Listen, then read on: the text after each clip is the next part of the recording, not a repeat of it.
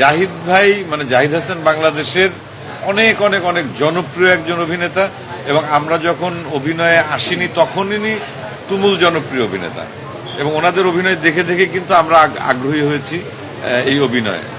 তা সেই জাহিদ ভাই এখানে মূল চরিত্রে অভিনয় করছে এবং জাহিদ ভাইয়ের অভিনয় সম্পর্কে তো আমার বলার আর কোনো মানে দুঃসাহস নেই এবং জাহিদ ভাই খুবই এন্টারটেনিং অ্যাক্টিং করেন এবং এই ধরনের ক্যারেক্টারে উনি আনপ্যারালাল।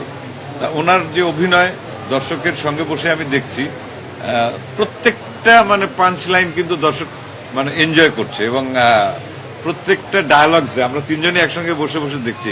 আমি নিজেও হাসি পাচ্ছে, দর্শকও দেখছি অনেক মাঝে মাঝে হেসে উঠছে জোরে, তার মানে এনজয় করছে, মানে এনগেজিং টোটাল স্টোরিটা। এবং জাহিদ ভাই মানে অবশ্যই একজন গ্রেট অ্যাক্টর এবং সেই সঙ্গে যারা যারা আছেন, জাহিদ ভাই, মিমি আপা, তারিক আনাম খান ভাই, ইন্তেখাব দিনার।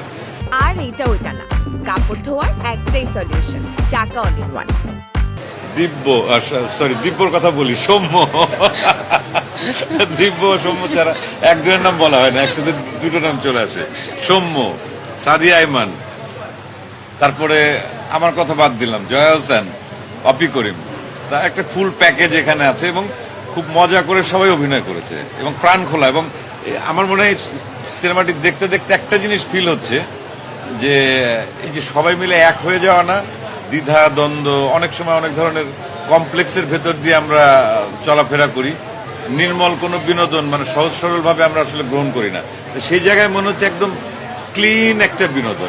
এটা আমার কাছে খুব ভালো লাগছে।